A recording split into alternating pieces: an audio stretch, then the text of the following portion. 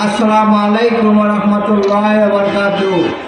সম্মানিত ভাই সাহেব, আমি আমার দৃষ্টিতে, আমার চিন্তায় 1947 সালে একবার, 71 সালে একবার, আবার 2024 সালে একবার, এই মোটামুটি 75 থেকে 80 বছর আমাদের 3টা স্বাধীনতা যুদ্ধ করতে হয়েছে।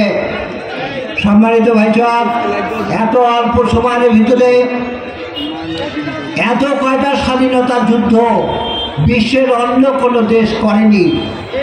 আমাদের বহু রক্ত দিতে হয়েছে 47 সালে, বহু রক্ত এবং জীবন দিতে হয়েছে 71 সালে, বহু রক্ত এবং জীবন দিতে হয়েছে 2024 সালের জুলাই আগস্টে। কিন্তু কেন? সম্মানিত ভাই সাহেব, এই প্রশ্ন আপনারা নিজেরা নিজেদের কাছে করবেন। আমার অ্যানালাইসিস হইল যে এই সমস্ত কিছু হয়েছে অসৎ নেতৃত্বের কারণে।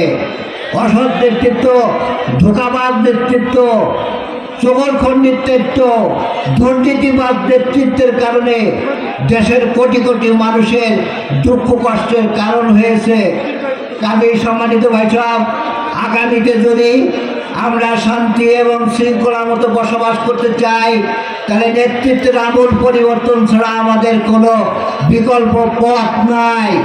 এই জন্য আমি সম্মানিত ভাইদের কাছে অনুরোধ করব, আগামী দিনে যতগুলো নির্বাচন আসবে ততগুলি নির্বাচনে আমরা যেন সৎ, যোগ্য, দক্ষ লোককে আমরা নির্বাচিত করতে পারি, যারা আখিরাতকে ভয় করে, আল্লাহর উপর ঈমান আছে, নেক চরিত্রের অধিকারী।